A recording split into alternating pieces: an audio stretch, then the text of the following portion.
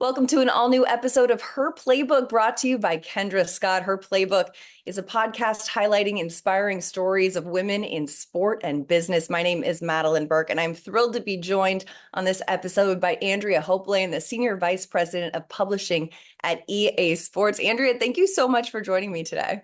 Thanks for having me. I see you're in your office. I mean, I gotta say, we see the Mahomes jersey behind you. I can't fault you for that. You know, he is a pretty talented quarterback, but I gotta shout out that Giants helmet right above it. So thank you for that little addition there.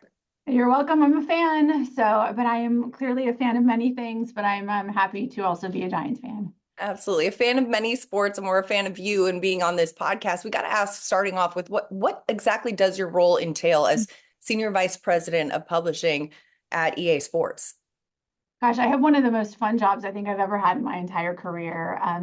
Today, I have the immense pleasure to oversee a really talented team of leaders across our marketing, creative, and commercial organizations. And we're the team that partners deeply with our studios teams to make sure that we are connecting our incredible games and experiences with audiences all around the world.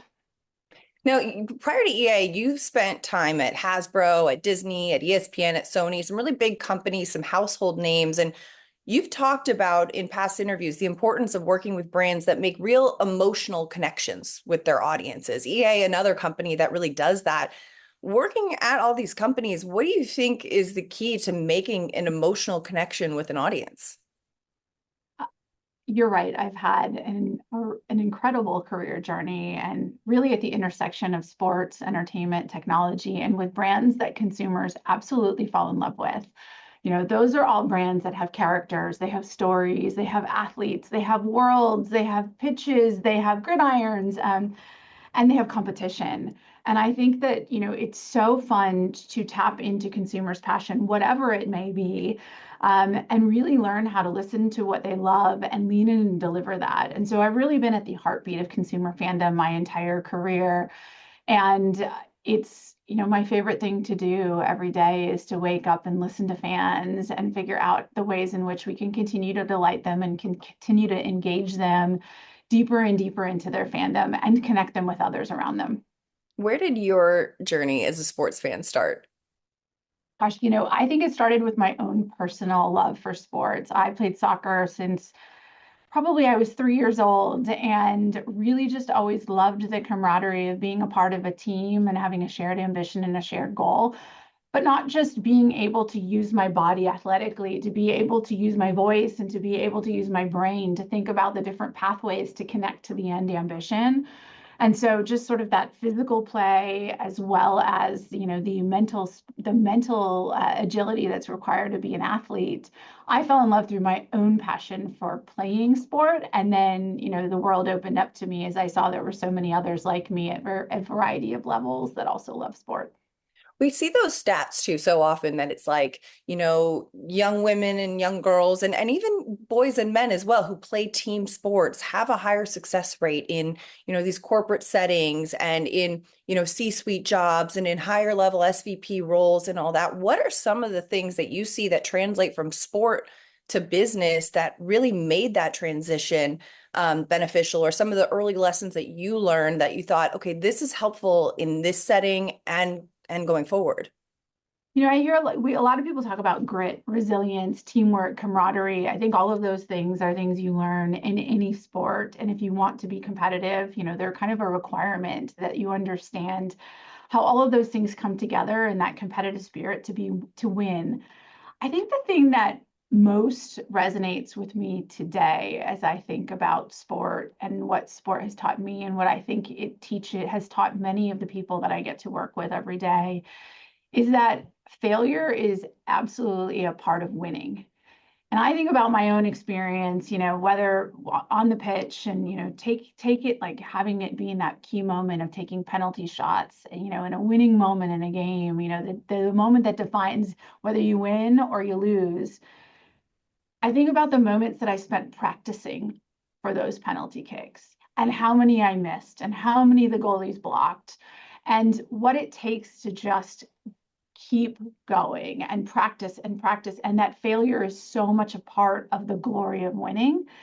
And I come back to that very regularly. You know, sometimes we lose that resilience. We lose that we come back, we somehow come into adulthood and we have this fear of failure. And all of a sudden we have to show up and be perfect. And I continue to go back to those moments of like, remember what it was like to be an athlete. You know, whether you're standing on the free throw line and you're practicing, you know, trying to get the ball into the net, you miss more than you get it in as you're learning. And I think it's so important for anybody in any corporate setting or any job setting to remember that trying anything and being bold and wanting to win comes with a lot of failure along the way.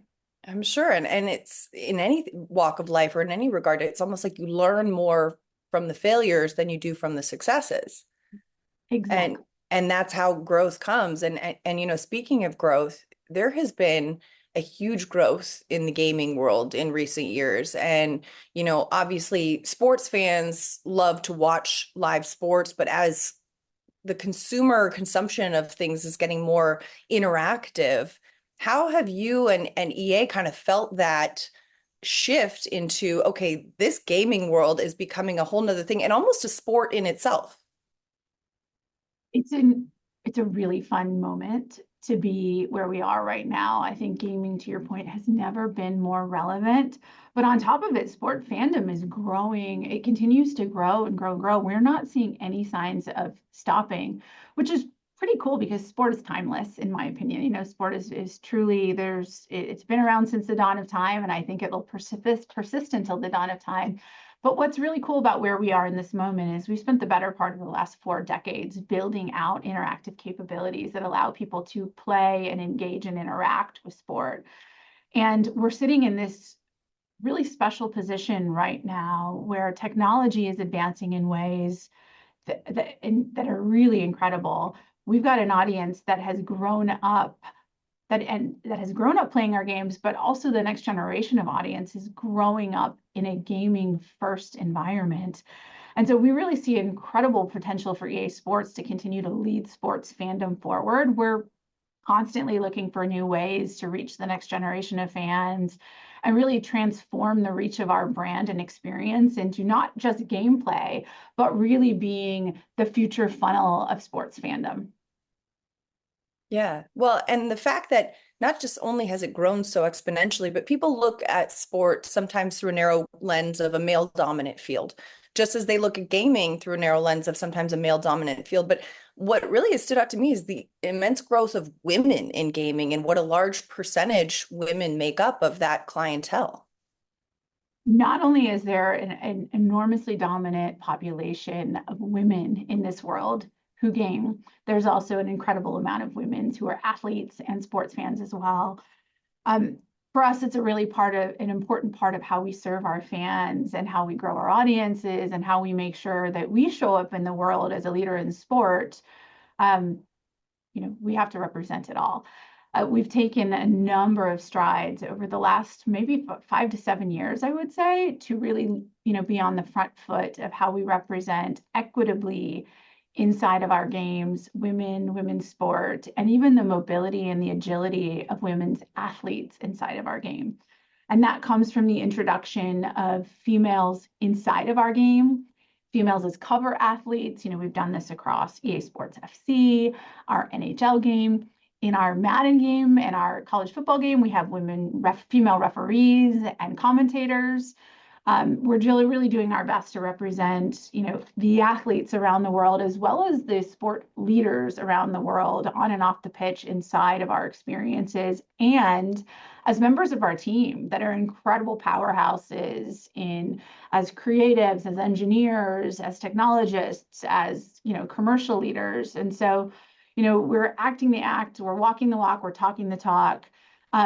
But more than that, and I think one of the things that people don't see is maybe a little bit behind the curtain is we're not just placing women in our games and putting them on male skeletons. You know, we're building engineering and skeleton capability for the fluidity of the female form as athletes. We run differently. You know, there's a lot. The football kits fit us differently. And so we've really overhauled the entire skeleton of our character motion inside of our games to represent the female form. That is so fascinating. And it's got to be, increasingly interesting to watch it come to life. I mean, one of the things that I think is great is that, you've got now NWSL teams that are playable in FIFA. And as that league is really growing and coming onto the scene in such a huge way, what was that process like integrating those teams into that game? And what was the reception like? How has that unfolded from your perspective? It's been really incredible to see the reception for women across all of our games. And it's been quite natural. I was just looking at some stats the other day, and to see the amount of players inside of our game that have equipped females inside of their 11v11 soccer teams inside of EA Sports FC, the amount of play that women are getting inside of our NHL game. It's really astounding to see that more than half of our players are equipping women, playing them regularly, and using them as utility players and leaders in driving their competitive play. So that's been really wonderful to see. I think the other thing that's been really fun for our partners at the leagues, they come to us and they're like, our business is growing because of the reach that EA Sports has. Our athletes are known, their names are known, their stats are known. And we know that is because, EA Sports reaches over almost 300 million fans around the world. Your reach is so incredible that our athletes, our leagues, our teams are more famous than we could have made them on our own.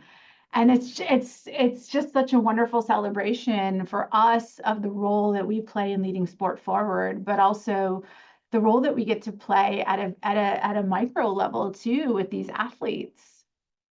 I mean, I can completely relate. I remember in college in the dorms playing FIFA, and kind of that's how I really learned the game of soccer. I mean, yes, you'd watch it casually, but playing the game and getting to know the players and getting to know their strengths and getting to know the rules and the plays of a game on a different level.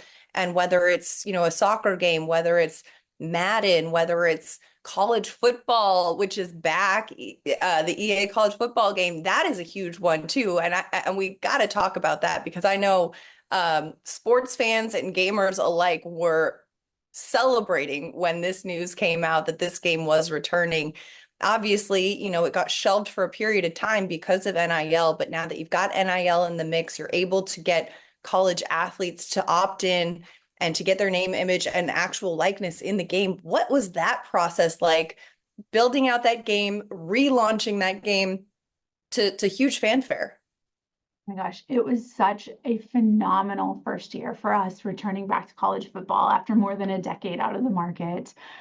I don't think we could have been received more positively from fans, from partners, from the community, and even the athletes. I mean, it was so far beyond our expectations, and just such a love letter to college football fans around the world. It was an incredibly exciting project, not only to debut to all of our fans around the world, but also for the teams inside of EA that had the opportunity to work on that. That was really powerful. I think that the to your point on NAL, I think that was a big deal, being able to bring more than 11,000 athletes into the game. We executed the largest single sport NIL deal ever last year. And really rooted it in a focus of driving inclusivity. We wanted every athlete to have the opportunity to be inside of our game. We wanted to drive like fair and equitable compensation for all of the athletes. Mhm. And, we're going to continue to drive this program forward, and continue to be in the college football business. I think if I had one more thing to say about it that was really special, was it was different a decade later for us launching this game and coming back into the market. And that difference was that all of the athletes that are now inside of our game grew up playing EA Sports.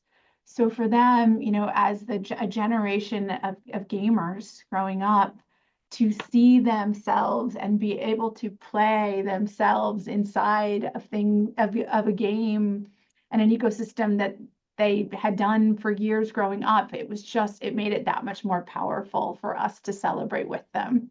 Yeah.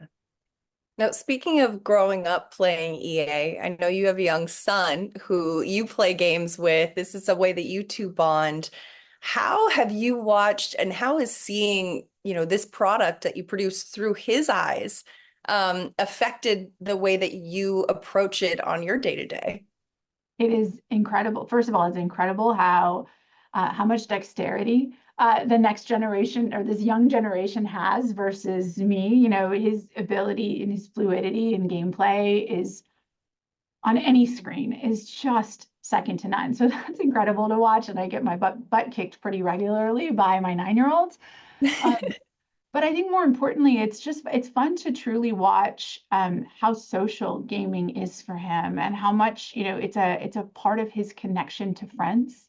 It's a part of his connection to his fandom. It's a part of how he learns about the rules of sport. I mean, we've spent countless hours playing either Madden or college football this year because he's obsessed with football now.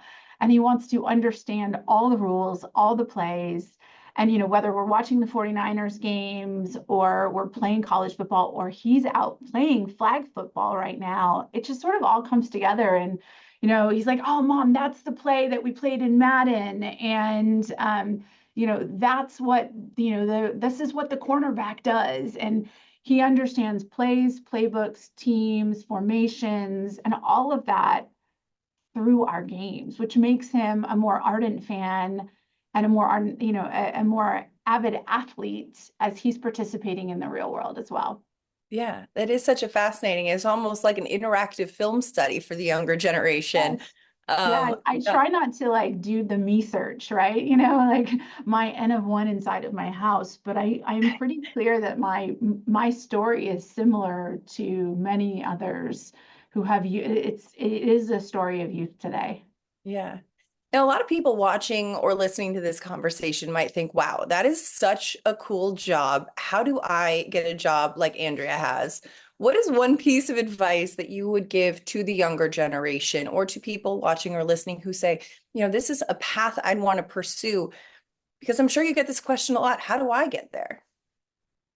I would say maybe there's two things. One is one is to really to really believe in yourself. I think that you have to have a lot of confidence. You have to like be curious, you have to be confident, and you have to be candid, right? Those are all the things that like candid about what you know, candid about what you don't know, curious to learn, and confident that you're someone who could step into something and figure it out. Yeah. Related to that is that I think you have to say yes to the things that you don't know how to do.